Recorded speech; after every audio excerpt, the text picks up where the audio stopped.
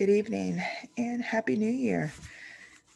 Last month I did my first Grief Connect, and here we are in the middle of January, and this is the second episode, if you will. And just to say a few quick words, I hope everyone had a great holiday season with family and friends, and those of us who are walking through all sorts of grief. Um, I am well aware that the holidays are not easy days. So also I want to just extend grace and kindness and say that you're not alone. And I hope that all of us were able to not just endure the holidays. I think sometimes we say we're just going to make it through, but I truly hope that we are all finding ways to cope well and to celebrate small victories and find joy where we can. And I think as things are panning out at the beginning of 2021, that is more important, could not be more of a truer thought than the now is a time is to find the joy, find the meaning in our lives. So I just want to thank everyone so far who has given feedback and has connected with me, subscribed to my website. I truly hope to just really be able to encourage and support. This is just a project that um, I'm just personally invested in, and I do believe in the power of connection. I do believe that we can heal from our losses, that we can move forward, and we can be better people despite the pain and the difficulty of overcoming people and things that we love and that we miss. So tonight, I just want to quickly talk about the post-holiday blues. And I used this last month, and again, I just want to remind people that this space, these connects, these videos, and my website is just a safe space to process and question and just kind of go through what you're going through with some practical resources and with tools to help you. And I know we all are probably at the point where we're thinking, oh man, COVID, what next? What next? But this chart, it's not just about who do I want to be during COVID-19. It's really how, who do I want to be? Period. Let's take off the COVID-19. I just want to bring this visual back up. And because a lot of times we live in these zones. There's not a time where we're never in one or the other. I think we are continually dealing with fear. We're learning, we're growing. And I just think it's a good tool to kind of get a pulse of where we are, right? So the holidays, let's just talk about it just briefly. For some people, you get stressed with the details, right? You've got Christmas trees to get, you have presents to buy, you have things to cook. It becomes, instead of a time of peace and joy and happiness, you're in long lines and you're online trying to find the best deal, and you get so caught up in all those details, you lose the meaning, you lose sight of why you enjoy the holiday. And I just found this visual to be helpful for me. Where am I? So some of the things in the fear zone, are we complaining? Are we getting mad easily? Are we agitated? In the learning zone, can we identify our emotions? Um, can I truly recognize that everyone is trying to do their best? In the growth zone, am I showing gratitude? Am I looking for ways to adapt when I get stuck? Can I practice creativity? Can I practice connecting with people? And, you know, that has been hard this past year. Am I able to look ahead? We could talk a lot about what 2020 was. What are we gonna think about 2021? How are we gonna start this year off? And a lot of times the holidays become stressful and irritating, and you just want it to be over. And for people who are dealing with the loss of a loved one, and or the loss of a job or a dream, whatever it is, there's that sense of heaviness. You don't feel like celebrating. You don't want to be around people, and you just don't really know sometimes what to do. And sometimes for people, it's just easy to dive into the holidays, right? It's kind of like getting in the Christmas spirit, give and serve and volunteer, um, and then it almost becomes an escape. And all these lines that we tend to sometimes blur with, what are our true emotions and what is reality. Um, the best thing I can say is kind of, doing a self evaluation. And I think this tool is really good to kind of, do a little self check. And what is important, I think there's a lot of things we could say. Um, how do we how did we cope with the holidays? Maybe you had a plan like, I'm going to do this and I'm going to be able to focus on giving. I'm not going to, get caught up in the gift giving. And maybe it didn't work out how you wanted to. Maybe you had intention to enjoy past memories of a loved one and be able to connect with people, and you found yourself not being able to get out of bed. Those things are all okay. Grief, it does. It comes in so many forms, and it comes out of nowhere. It's such an ebb and flow. One minute you think you're doing great, and the next you don't even know why you're crying, or you don't know why you get so upset. Um, so these are things. Again, last session I shared, and I think these things hold true, and I'll probably share them each time. What is important? It is completely important to take the time to feel your loss, to take the time to enjoy your memories, to rest, take time with others. And serving, I find, is one of the most therapeutic things you can do. A lot of times, when we're so focused on what we're going through, what we don't want to do is devalue our loss by any means. But I think when we find that we're not alone in our pain, when we're not the only one who feels like life is just crumbling at our feet, um, when we reach out a hand, when we take the time to look around, it can be such a balm to a deep wound. And so take the time to serve and find joy. I mentioned it earlier, finding the joy where you can. And when all else fails, it's so important to breathe. I think, it sounds silly, but just regulating your breathing, regulating the rhythm in which you're taking air in and air out can sometimes be the very thing that we need um, when grief really hits us hard.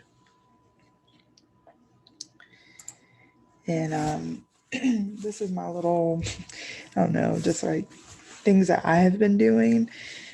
Like I said, for me, the holidays, it's still new, you know, not having my dad around, it's still new. I still go home and sometimes I feel weird saying, oh, I'm going to my mom's. And then I feel weird if I say, oh, I'm going to my parents' house. When the reality I know it's just my mom there. But then there's so many good memories that I have that it's this weird, almost like a seesaw, right? Like just up and down, and you're trying to balance all these thoughts and emotions. And so for me, this holiday season, it was it was hard, but it was also so good. And there was definitely, some highs and lows in there. Um, there's definitely joy seeing my little girl open up her gifts, and there's such joy to be able to, um, you know, go to my parents' house and put these gifts in my mom's stocking, um, and just watch her enjoy her family and to open presents and cook together. And this year I spent about 2 weeks at my mom's house, and it was it was good to just be. It was good to be able to talk about my dad and think about all the silly things he would say. um, and then some days it was sad, like, it's waiting for him. Oh man, like, no, he's not coming down the hallway. Or, um, right after Christmas, my birthday is January 3rd. One of my favorite things about my birthday is, or a few favorite things. One of them being, my mom is always good to, she's a good gift giver. She's a great gift giver. So, like, gifts and having some kind of celebration or giving me the space to do what I need to do as I've gotten older to, take time away and kind of just self reflect and think about what I want to do the year ahead. So, that's, a lot of my mom's strengths and things that how she loves me. And with my dad, it was always getting his happy birthday song on my voicemail. Sometimes I'd pick up so he would, I could hear it in the moment, but sometimes I would purposefully not pick up so I would have it and I could listen to it all year. And he never really knew that. I don't think I ever shared that I would keep those birthday voicemails. And I thankfully have a couple. But this year it was, when I woke up on my birthday, that was the first thing I was anticipating. And so, all that to say, sometimes it's just hard. It's just hard to navigate what you may think of or what you may feel, and all of that's okay. I think that in the short time that I've been dealing with this particular loss, the loss of a parent, um, you do change, yet there is there can be growth in that reflection and in those memories, both good and bad. There's much that you can learn and be thankful for, and so that, it's there's no easy answer. So as I wrap up with this session, I think the biggest takeaway is when these occasions happen, Christmas, Thanksgiving, whatever holidays you celebrate, and they are connected to a loved one or a memory that is, that you hold dear, it is so important to, in some ways, have a game plan of, once you kind of ride that high or that low, that you can move forward. And so this is kind of what I've been doing. Don't ignore. I think, especially in the winter month, it's easy to just kind of hibernate, right? Don't ignore your thoughts. Don't ignore your feelings. Do allow yourself to think and feel what you need to, not in a um, pragmatic way necessarily, or a rigid way as well, but try hard to acknowledge what's there.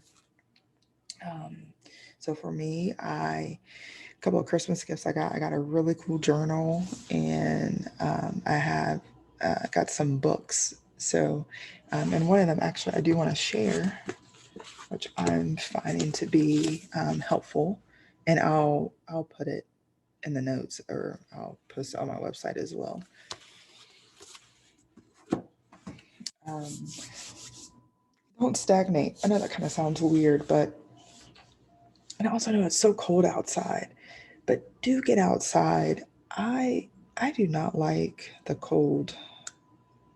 This might be a strong statement. I despise it. I know there is value there but of us having a winter season. And I do like snow. I do like, drinking hot chocolate, apple cider, being by a bonfire every now and again. But to be completely honest, I despise the cold. I long for spring and summer days. just put me on an island of about 75, 80 degrees year round, and I'm in my happy place. But there's something to be said of moving, of staying active, and there's so many benefits that you have from keeping your body going, your endorphins, and just your overall well-being. And so I know it's cold outside. I know it's not fun to get all bundled up, but a 10-minute walk, grab your headphones or FaceTime a friend. If you have animals, I mean, you've got to walk your dog. Anyway, try your best to do what you can to move, to get outside, especially on the sunny days. And the last thing is the three S's. Um, I find to be really essential. Find the time to sleep.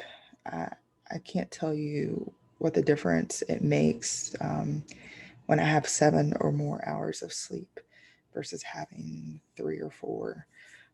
Or the days where you don't sleep well. And everybody's situation is different, but try to nap, try to rest as much as you can. The second one is support. Find the time to receive the support, whether that is a counselor, a friend, just a trusted person that you can talk through your grief instead of just keeping it to yourself. And then the last thing is just find the space to spend time with people. And it does help. Um, I wish I could say there's some magical formula. These are just things that I have found over the last couple of weeks, starting into the new year, that I found myself just doing naturally. When I started to get sad or felt like I didn't really want to get out of bed and do much, these were the things that kind of stuck out. So I hope that they can be helpful for you too. And lastly, here, I just have a couple of links to um, for you to view. And again, in the next couple of weeks, I'll probably be posting some new content on the website. Hope you can check it out. Um, and that's really it. Again, I thank you so much for tuning in, and I hope that by sharing the things that I'm going through, it can it can put you one step closer to moving forward and going through your grief journey with purpose. All right. Until next time, take care and be safe.